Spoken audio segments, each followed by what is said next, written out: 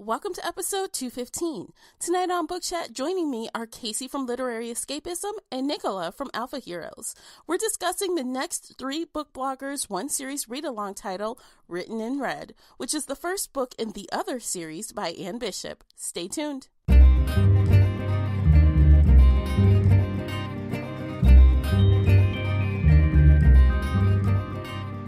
Hey everyone, I am your host, Tamara Ford, and welcome to Book Chat here on the Shelf Addiction Podcast. If you're new here, welcome. If you're returning, as always, welcome back. Join in this book club discussion by finding me on Twitter, as well as my book blogger co-host. Tweet at us using our special hashtag 3bloggers1series. That's using the numeric 3 and 1. Again, that's hashtag 3bloggers1series. If Twitter isn't your thing, no worries. You can still call in and leave an internet voice message via SpeakPipe. Leave us a voicemail and we will reply to your feedback here on the next read-along episode. I hope to hear your thoughts on tonight's discussion. The links for everything I've mentioned are below in the show notes. Before we jump into this chat, I have a quick note. I want you to get the full enjoyment out of this conversation, so I recommend that you read the book first. This is a read-along, so of course, spoiler alert. You've been warned. Hey everyone, welcome back. We are here to kick off the first book in the other series by Anne Bishop. We are talking about Written in Red today, and I thought it would be fun for you guys to hear my co-host hear about them one more time, and I know there are plenty of new listeners joining us, so I'll let them introduce themselves. We will start with Casey. Go ahead and introduce yourself. Hey everybody, I'm Casey. I've been a book reviewer for Literary Escapism since 2010. I'm also the owner and lead editor at Heartful of Ink. And I have been with Tamara here on 3 Bloggers for a year now. And I'm so excited for this new series. Yay! Happy anniversary. Yeah, I can't believe it's been that long. It's crazy, right? I know. Yes. Well, also joining us is our partner in crime, Nicola. So, Nicola, go ahead and introduce yourself as well. I'm Nicola Anichuk, and I've been working on the alphaheroes.net blog since 2007. That's my personal blog. I've also reviewed for a little while at the late great RT Book Reviews, so I'm going to be looking for something new, I guess, in light of recent news. But I'm really happy to be doing the next series with Tamara and Casey, and here we go. Yes, let's do it, guys.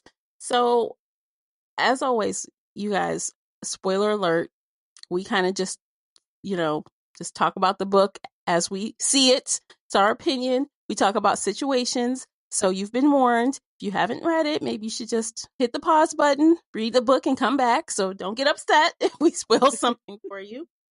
And yeah, let's jump into it. So what did you guys think? Like right off the top of your head, what was like the first impression that you got when you closed the book? Let's do this again. I want the second at 4 a.m. I want the second book. I one-clicked the second book within a few minutes of finishing the first book. Ooh, waited. This is a lot. And I made you guys read it. That's true. That's true.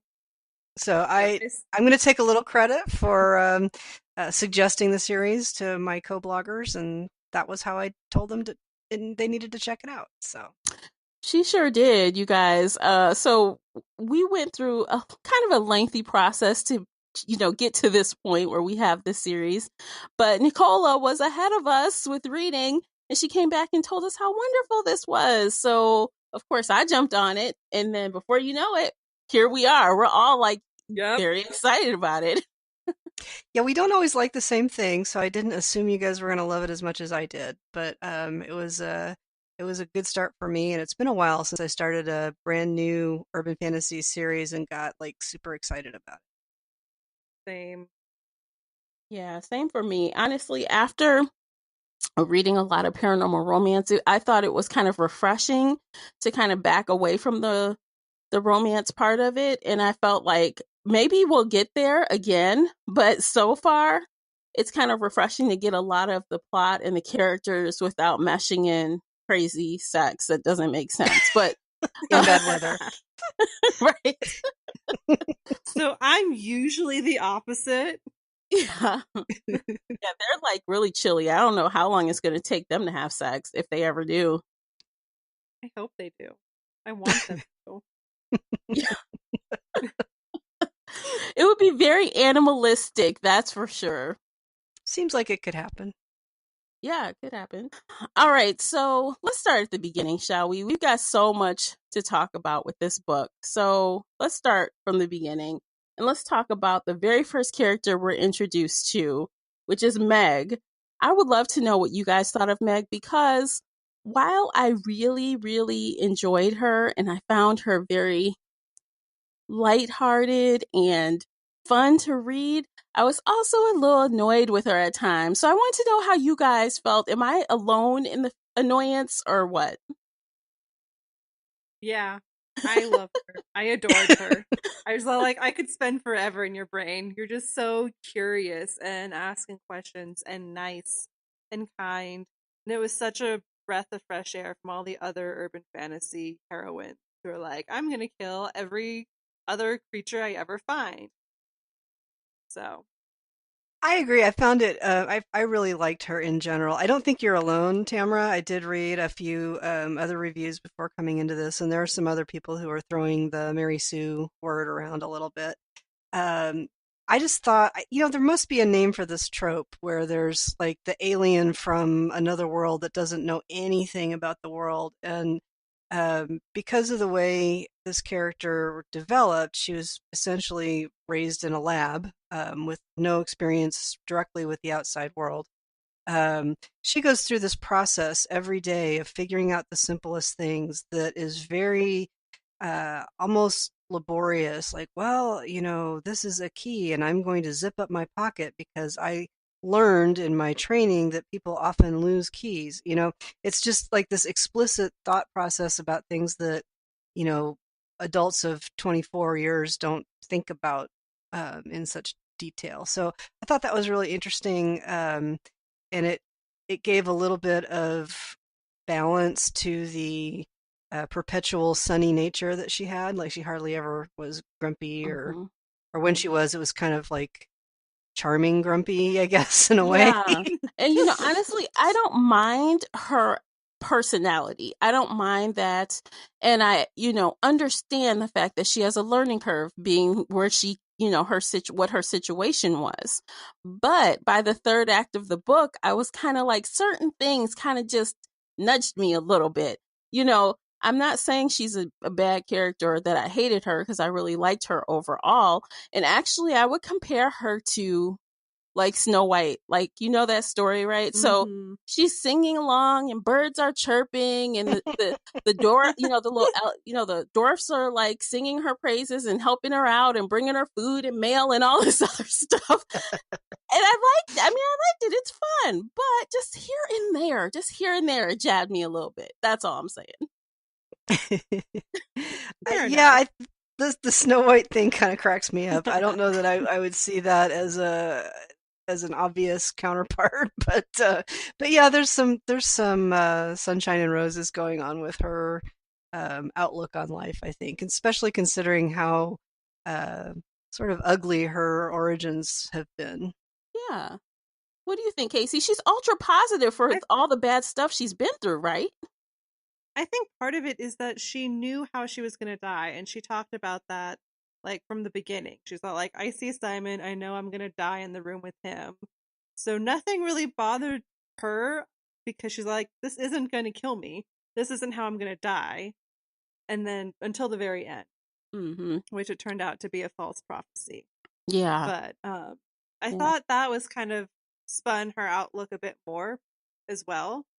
Mm-hmm. Because sorry, words. It was like, well, this isn't going to kill me, so I might as well be nice. Or this isn't how I die, so let's be happy about it. I think in some ways it's just the fact that she did escape such a brutal life, and living with the others in the courtyard is so different. I think she feels like, I don't know, for some reason she never assumes that they're going to hurt her, right? She just assumes the best from everybody she meets, and she is curious about what makes them tick, about how to connect all those bits of information that she has learned in a weird, formal, indirect way and put it together with the life experience that she's building. And she just never assumes that people are um, coming at her with anything but reasonably good intentions, right? Yeah. So, No, there were a like, couple times, but they like weren't rebellious assumptions. about her. Yeah, but they weren't assumptions. They were deductions. Yeah, but as far as, her kind of like thinking good of people or trying to accept people, just dealing with it, I think that the community embraced her very quickly. Like everyone seemed to just gravitate toward her. I mean, there was that whole, you should smell like prey thing, but you're not, she doesn't smell like prey. So that kind of, I guess, Yeah. speared the, curiosity, but like everyone really took her in. It was really fast before they were all calling her my Meg, our Meg. So despite how she felt about them, they felt a way about her.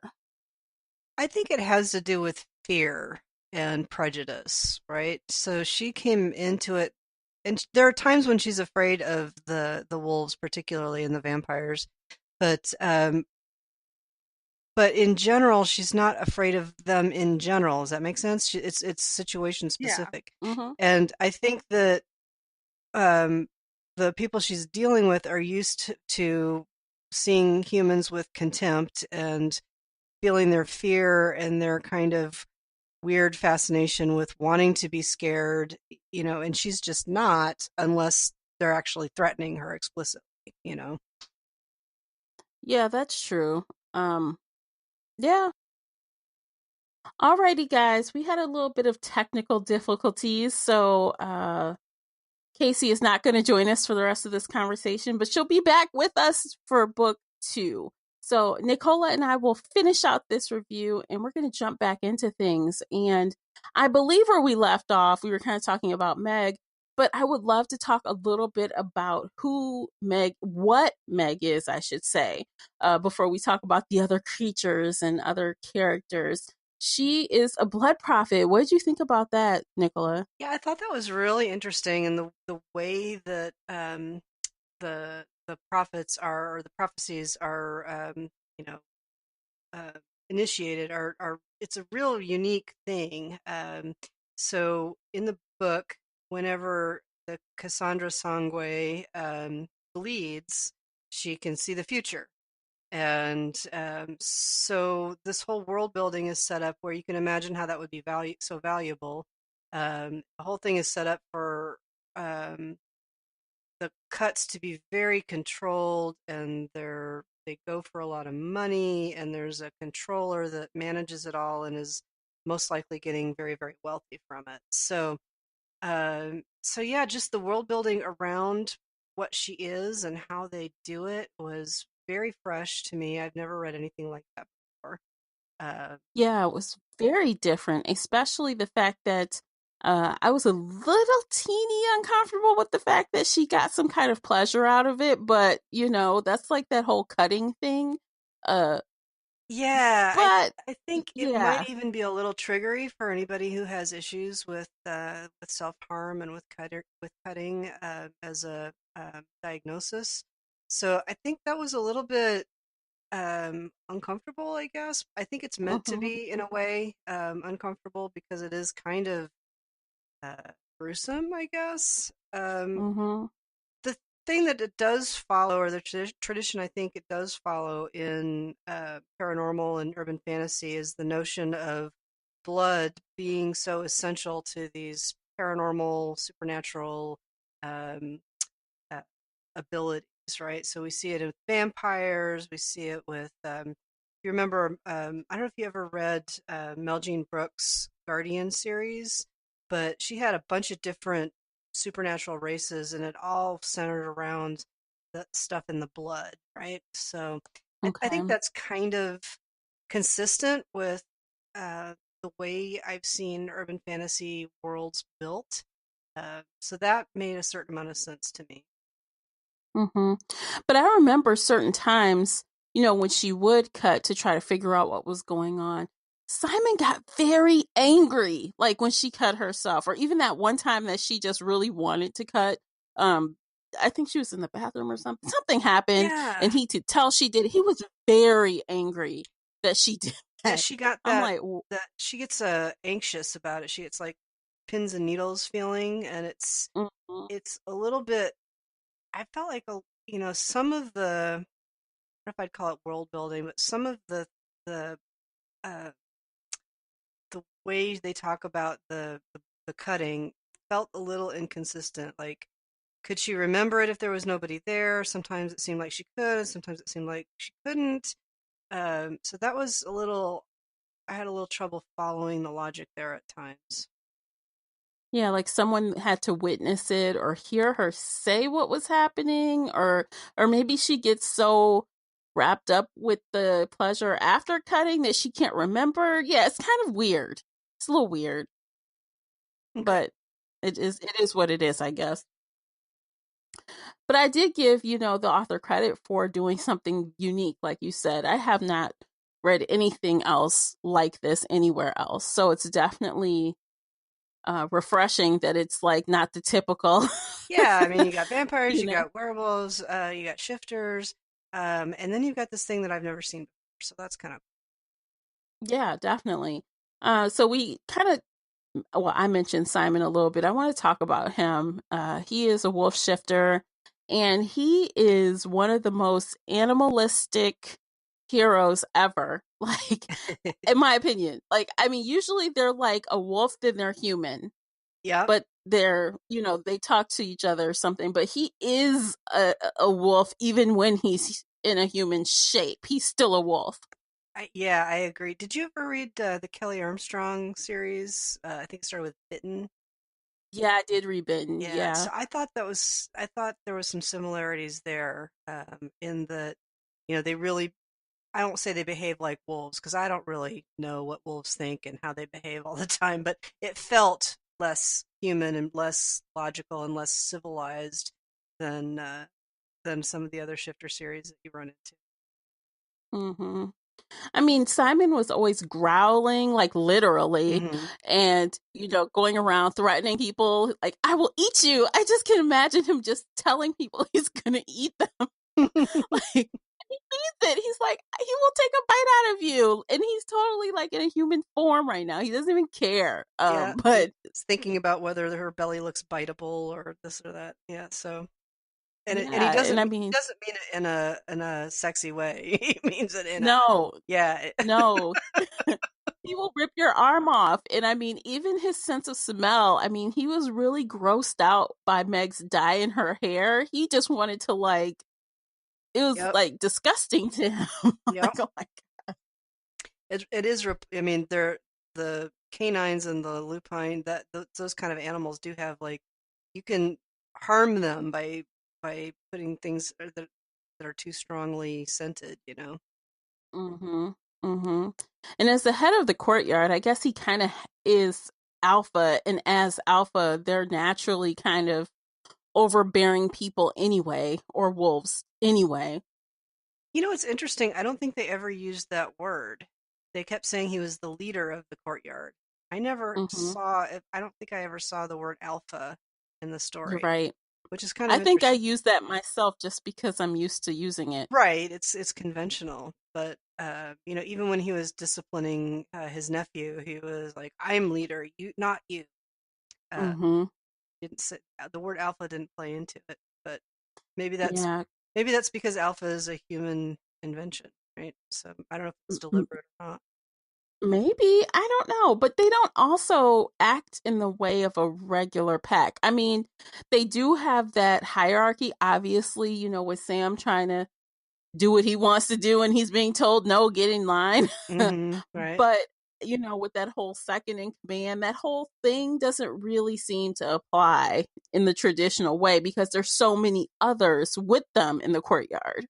I agree, and I think that um, we don't really know how many there are in the pack or the courtyard. Um, there's an implication that there's a lot, but we know of three or four or five in the story. Um, and it's just interesting to me that uh, they think they have different roles. So it's not so much just like a line where you're number one, you're number two, you're number three, you're number four. It's kind of like, well, he works on the machines and he's our second in command for security and he's in charge of this other thing. So I feel like it's not as linear as we've seen in some other conventional stories. Yeah, for sure. Like, wasn't one of the guys that was watching her mostly a bear shifter? Henry. He's a bear Henry. shifter. Yep. Yeah. Yep. And Simon is leader for the whole courtyard, Yeah. even though there are beings that are way more powerful than he is. So that's interesting too. Yeah, the vampires get in line, man. Even though that one vampire, there's one that they are like, I guess he's the granddaddy of everybody, of the Grandfather oldest one. Erebus. Yes. Yes, they get in line. What he says, they do. Yeah, he's like straight out of the horror novels, right? He's not this the sexy vampire at all. So No, I mean, even when Meg takes her little deliveries around, she was explicitly told, do not go into that yard at any right, cost. Do right. not do it. And it's like he like took to her just like everybody else, it's And like I say, I interesting. think it's because she doesn't know she's supposed to be afraid, right? Hmm. So if she can read a threat. If somebody is threatening her, she will react with fear. But she doesn't go into these interactions going, "Oh my God, this is a vampire. I'm terrified." She just kind of starts out by saying, "Well, this is my job, and I'm trying to do my job, and it seems like this has been there for a long time." So, and everyone seems to find that super charming. And I've been thinking about it a lot, just because delivering the mail is not the sexiest urban fantasy job description I've ever seen, you know? Right. Yeah. And so what is it about that is important and special? And it really is the connection they have with humans. And she's different. She really is kind of in between humans and others. Yeah. But that's her job title, right? Human liaison, right? Yep, yep, yep. Not So postal carrier, literally. Yeah. but so it's like the job that was made for her in some weird way. But yeah, he seems Absolutely. I very. mean, Go ahead. oh, yeah. I mean, literally, she is the one that keeps the humans away from the scary people when they deliver things. Hmm. And yeah, she's that one person to connect to the outside that keep goods and services coming and stuff. So she's it. They picked well. Yeah, it's interesting because the I keep saying that word, sorry, but the like the delivery drivers come in and if they see a wolf, they just go pale and they want to run and they're stunned and they can't function and she just doesn't have that reaction unless she thinks she's, getting pounced on. Yeah. I mean, even when the wolves are there and the drivers see the wolves and like freeze, they want to freak out. And then they see Meg and she's like, like, never mind him. Let me help you. I mean, they still, they deal with it because, Meg's Yeah, there. they do, but they Okay. don't like it. They don't like No. it, but they do have that reaction, that really visceral. Um, uh, I think they know their prey, and she doesn't know she's prey because she apparently isn't. You know? She isn't prey. And that's one of the things that confuses, Simon of all and the others too. They're like, well, she doesn't smell like prey, but she should. So something is off. And Yeah, yeah. it's almost like I don't know if it's an intelligence thing or a rank thing, but Simon's very confused by that. But a lot of the other wolf shifters are just like, we should kill her. She's using a leash. They Hmm. don't have that nuanced reaction to her. Yeah, it's like Simon, though, he thinks before he acts, which is a good thing because, I mean, Yep. Sam did kind of jump up to her defense and try to explain that it wasn't a leash. It was, like a buddy safety thing. So I think Sam thought he was helping her out as much as she was helping him out so they don't get lost.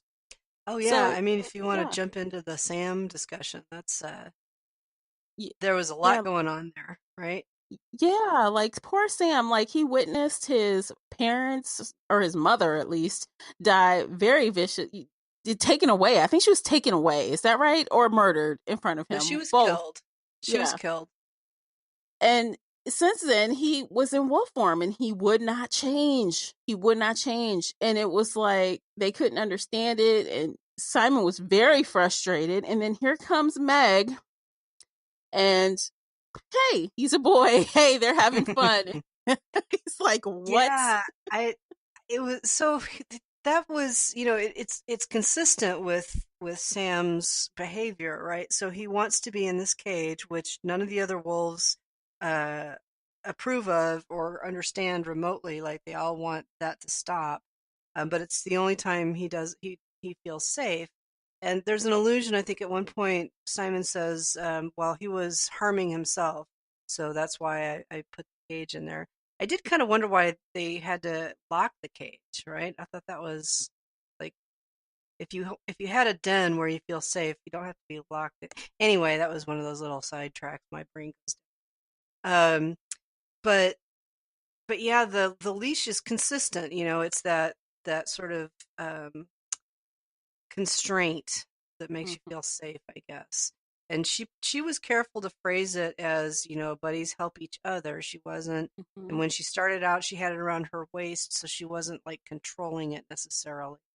Right. Uh, so I think Meg has an instinct for um, uh, just because she's kind of new to the world, and so is Sam, and so she has a childlike way of seeing things, uh, and so putting all that together was kind of an interesting thought process. Like for her in that case, I don't even think she thought of it in the way that he needs. I guess she did think of it in the most basic way that he needs to feel secure. And if I remember correctly, she kind of remembered seeing some mountain climbers using Right, like right. apparatus like that. So she didn't even think this is an actual leash, but at some point she was with it enough to say, "Well, I'm not sure how this is going to look, but this is the closest thing I can find, and Yeah. we're going to do it."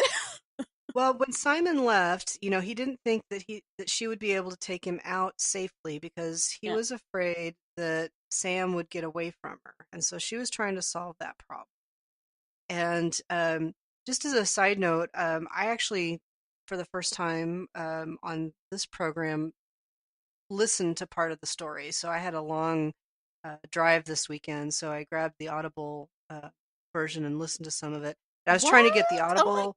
Yeah, I gosh. got the trying to get the Audible lined up with where I was in the Kindle, and there was like this part of the chapter I ended up listening to and reading like 3 times, trying to get it lined up. So that part's clear in my memory where she kept, rationalizing through adventure buddies and safety Mhm. line, and there was a part where she said she knew she was smashing together a couple of different images that might not really be sensible or true as far as like the mountain climbing ropes and stuff, but she didn't think it was an important distinction for Sam.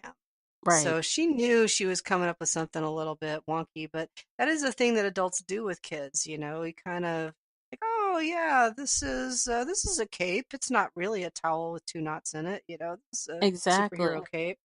Yeah. So And it's funny though, it's like as soon as Sam started feeling more confident and standing up to people to protect Meg, it's like suddenly his personality like just really started popping through. Like he was very disobedient. He didn't want to do what people told him. He wanted to do what he wanted to do. He wanted to whine about not getting cookies. He wanted to do this, want to do that.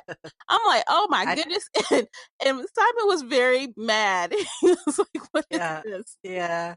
I think that was very consistent parent-child behavior. Yeah. Um, but yeah, I loved that the thing that made him shift was that he needed to defend Meg, Mm-hmm. right? So Elliot had thrown a temper tantrum, or that's probably minimizing it too much. He was very, very angry that Meg had used the leash and took Sam away from her and was with Sam when Simon got home. And, they went through the whole scene about what was going on, and they were arguing about Elliot's aggression towards Meg, and that's when Sam shifted. Mm-hmm. So I really liked that that was the thing that made him shift. Yeah, because Elliot was like, we should kill her. That is so disrespectful. That's it. And like, wait, what? What? Yep. You want to do Yep. what? No. He said something like, I will see you running before the pack, Yeah. to be torn apart. Very brutal. So, yeah. Yeah, absolutely. But I like Sam. I actually like the interactions between Simon and a lot of the others as well. And even the police, like I kind of liked how he dealt with them, even though everything he did was very gruff and like short. And, that's just him, I guess. I loved Monty. I really like his character. That he's trying so hard to do the right thing. You want to talk about a great beta hero. Like, I don't know if he's a romance hero, but he's a great beta hero in that he knows he's not on top. He Mm, doesn't really have an ambition to be on top, but he's wanting to make everything as calm and peaceful and as positive of an outcome for everybody that he's um, responsible for yeah, or sharing the world with, to be really sunshine and roses. He's really working hard for the betterment of everybody. yeah. And I just really love him. I liked him too. And he was, if I remember correctly, he was the one, like, he would approach different people in the bookstore or, even the women, like when Simon would be on his like little rampage and people are looking Hmm. scared. He's like, are you okay? Like, is everything okay here? Like, Hmm. he's like, Yep. he's like, I'm not going to not say something like, you can call me if something is wrong. Here's my card. Hmm. So yeah, I Hmm. liked him a lot. Yeah, he was one of my favorite characters. Yeah. So, and I liked his deputy too, Kowalski, I think his name was, Yeah. who had the fiance, and he just was that great, like, I'm going to tell you how it is. Here's all, in the police procedural way. Let me fill you in on the perps. I liked his personality. I liked when he got scared and what he was knowledgeable about. It just all felt really natural to me. Yeah, and the community, even though they're always still leery of humans, they've kind of accepted them. I mean, it's to the point where Tess is giving them food and coffee and stuff. And I love Tess. yeah, Tess is dangerous, man. I'm like, speaking of her, what is she? Did we ever find out? Because I feel like I missed exactly what she is. It's very scary. So yeah, here's the big spoiler, right? For Tess, she went around and she took care of the bad guys there at the end. Once we knew who Mm-hmm. the bad guys were, she took care of them brutally, right? Mm-hmm. And I feel like if you were going to go to the body of mythology to understand what Tess is, I think she's one of the four horsemen. Oh. She is the disease, right? So there's famine, plagues. She's plague, right? Mm-hmm. She makes them sick. They turn black, Yeah. and so that was. I mean, that doesn't really explain. There was the one scene about the governor, I think, that froze to death Mm-hmm. or something different from what Tess did to most of the others that were involved. So I don't know if that was Tess or if that was Winter that came and took care of him. I think Winter took care of him, but Tess, man, she is a very scary woman. Like her hair starts changing colors, and they're like, "Well, let's look." They always talk about that, like, "Well, how dark is her hair right now? It's not all the way black, so I guess no one's gonna die right this second. So we're Hmm. okay for now." Yep. Yeah. Yeah. I like that she had the tell. There was a fair amount of dwelling on that. Like, you knew exactly where Tess was by, is it red? Is it green? Hmm. Is it brown? Is it threads of black? Is it curling? Hmm. At first, I thought she was kind of a Medusa That's what I character thought because too. Yeah. yeah, but yeah, I mean, in the end, when you find out when she has her moment, you see what she does. That seemed to me like plague. Yeah. But it could be just something different that we've never seen, like a Cassandra Sangwe. It's just I Tess. really like her She's though. a badass. Yeah, I really like She's her. a badass with crazy And we hair. need that though. We need that to offset Meg. Like Meg is so one way. I feel like we needed a badass woman in this group. Like we need one. Don't Yeah, I will say that the women, like, are there any women wolves? Did we see any female wolves in this whole thing other than the dead Daphne? I don't recall any women wolves. No, I don't. So I thought that was a little odd. We have a couple of females in the bookstore, Hmm. right? There's Mary Lee and there's Heather, and that's kind of it. And then of course, we have Asia. Yeah. Asia, crazy Asia. And then don't forget the elementals. Those are women. Yes. Yep, the Yeah. sisters. So it just feels a little unbalanced to me. Like there's certain categories that are all men and certain categories that are all women. It seemed a little out of balance, in retrospect. In the story, it felt natural, but it's kind of like, this is a little weird. Hmm. So since you brought up Asia, I've got to know, did you think like this is the dumbest villain ever? That's what I felt. I'm like, what is wrong with this chick? Like, Yeah, she is dumb as a doorknob. yeah. A little bit. Like, yeah. The part of the problem, if you think it's a problem, the world building here is not 100% logical. It was incredibly engaging to me, but if you start thinking through it too hard, it gets a little questionable, right? So the setup is that, when the colonists came from Europe, they found uh, these powerful beings that they couldn't subjugate. And then the the idea is that we kind of follow our normal development path of our usual world, but um, instead these powerful beings control all the natural resources and they dole it out to the humans as they see Hmm. fit so that the humans can't do the kind of damage to the planet that we've seen. But at the same time, they have Yeah. computers and they have cell phones and they have a lot of the things that we have now.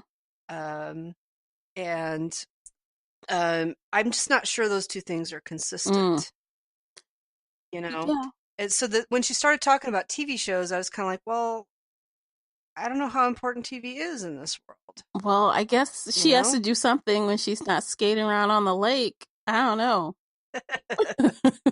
Just saying. I don't know. You're right. It kind of just didn't. That does kind of not really fit completely, but that whole suspension of disbelief, right? Just go with it. Hey, you're the queen of Yeah, going with it, right? Just go with that's it. true. And I did. I really loved this book. And like I say, I one clicked this book number two, within 5 minutes of finishing this. So I did Yeah. go with it. It's just when we go back and try to, why did I think she was dumb? Well, I thought the whole thing about being a TV star seemed a little Yeah. And like, off. Why was look, that? oh my Well, gosh, that story was so stupid. Like, she's like, oh, if I can just pull this off, he'll know I'm a good actress and I get my own pilot or something. I'm like, what are you talking about? You're going I in here know. trying to kill people, like kidnap So that people. was really Yeah. weird. She was, yeah. So that was kind of, I guess you could take it as Yeah, funny. she's like, oh, if I can, Um, get Simon to fall for me, I can get closer and do all this stuff. I'm like, girl, you are just too much. You are too much right now. Like, what? I can't. But yeah, I mean, and at the end though, she was kind of clever at the end. She really went through a lot to like steal that guy's clothes and then sneak down and do all this stuff. And I mean, she almost, yeah. yeah, yes, and that's where I get to like, I'm not so sure I like the gender dynamics in the world building because Asia was so dumb and the bigwigs were so um um monochrome. Is that the word I'm looking for? Just Hmm. basic, Yeah. as the kids say Yeah. now. It's too basic. Yeah. Uh, so I think it was just the world building that drew me in and kept me. So, and Yeah. Meg's interactions with everybody. Yeah, because even the villain, like, okay, so Asia was a villain, and then there was the bigger villain, which was, the people that Meg was trying to hide from. But Hmm. I like a good bad villain. I do. And I felt like it was villain light. Like, I wanted, like, just a little bit more badness, if that makes any sense. It does. I think. Well, villains are more interesting when they're a little bit more multidimensional. Yeah. You know, when you see something other than I am evil because I want more power because I am evil. Yeah, You know, for so sure. um, and there's some indications that it has to do with a human segment that wants to find a way to overthrow the others, even though that's completely impossible and doomed to failure. They're still going to pursue it, and you know, then humans will be extinct because that's the only likely Mhm. outcome. Yeah, okay. Yeah. Yeah, and I mean, we kind of got a little bit of something that we might see later, when things are going on outside of the courtyard, when Simon leaves and there's some other outside forces that, things are happening, and hopefully we'll get to Mm-hmm. see a bigger world outside of the courtyard as the story goes Right. on. Right. And that's where I get back to, well, how much is this world really like our world? Hmm. Because they don't have the continuous communications or the access to the information that we do Yeah, in our world. But anyway, so that felt a little underdeveloped to me. Like I'm not quite sure where the TV thing fits into it and why that's adequate motivation. But anyway. absolutely. Yeah. Yeah. I mean, but even with like some of the things that aren't the best, this is still one of the best books I've read in a while. Uh, so I'm pretty happy with it overall, even with, its little quirks here and there. I'm super excited to jump into the next book. What about, I know you are, because you already bought it. You already bought it. Yes, yes. Are you going to be switching between audio book again or not really? Um, Maybe. In this case, I just did it because I read it initially a little while ago, and I wanted to get a refresher. And this weekend was just crazy for me, so I thought, well, I have a long drive to get to the thing I'm doing, so I'll listen to some of it. And that was a little bit annoying because usually when you buy a book on Amazon, they say, and you can add the Audible for some nominal amount of money. Well, Mhm. that's not how it worked out for me. Oh, I no. this on I think I bought it on sale. I bought like right now the Kindle version is either $2.99 or $1.99, and then the Audible is like full price. So, but Ouch. Well, for yeah, those of you that have Scribed memberships, they're on the audiobook is on there as well. So, cuz I listened to it on audiobook and I really enjoyed it on audio. This was my drive home listening. So, I have like ah, specific drive home audiobooks, and this was that for me, and I did enjoy it on audio. I really think the narrator did a great job with all of the different voices, and yeah, it's I would enjoyable. agree. I would agree. So I don't have a ton of experience reviewing audiobooks, but I had no trouble following things. And this was maybe a little bit tricky because when you're reading it, the wolves have, I guess all the others have kind of a non-vocal way to communicate. Mhm. And in the book, in the text, it's set off with like pointy brackets, the greater than, less than brackets. Mhm. So there's no way to get that from the audio other than the inflection of the narrator's voice, and I thought she did a pretty good job with that. Something that was Yes. pretty hard to express. Yeah, the narrator was Alexandra Harris, and I haven't listened to a lot by her, but I definitely hope that she is the one to continue and she does the whole series. I hate when they switch narrators midway, so I hope to see more of her. Absolutely. Okay. Okay. So, do you think there's anything else before we do our rating and wrap things up? I think that's a pretty good rundown. I mean, we have some limitations today, so unfortunately, we're gonna, close up a little quickly. But um, in general, I really liked it. There's definitely some holes if you want to pick it apart, but I think that the storytelling is just really good. Yeah, I agree with you on all accounts, and I just think it's a unique story. Add that to it. Like it's Yes. something that you just don't read every day. It's not your standard vampires and werewolves book. It's very different. And it's no romance in this first book, guys. So, just be aware of that. I don't want you to be disappointed that there's no hot sex on a stair somewhere. Yep, there's some tension. Yeah, There's there's definitely some tension. tension, but it's definitely urban fantasy. It's not paranormal Right. romance. There's 5 books in the series that we're gonna review in the Mhm. arc. It looks like there might be more books in a Spin-off, spin-off or yeah. secondary series arc. I'm not quite sure how that's going to work, Yeah. but we'll know when we get there. Yeah, but 5 in the others. So stay tuned with us and check out the next book, which is Murder of Crows, with us next month. And let's do our rating right quick before we wrap it up. Nicola, what did you rate Written in Red? I'm giving it a 5. Yay! 5. I just did that immediate give me the next book now when I got to the end. All right, nice. Okay, so I rated it a 4 out of 5. And I feel good about my rating. I really enjoyed it. I really liked it, but I feel like there is more. I feel like I will love these characters more as I continue, because I too already have the second book.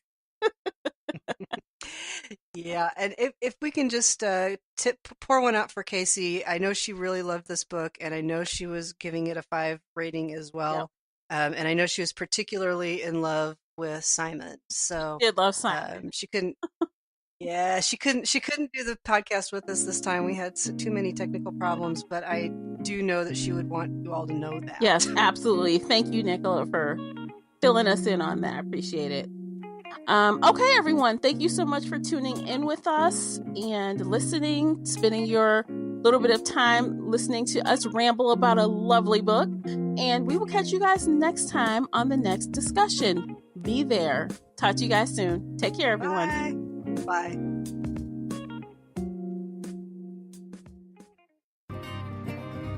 If you enjoyed today's episode and would like to show your support, there are a few things you can do. Head on over to Apple Podcasts and leave a positive 5-star review. You can follow me on Twitter and Instagram.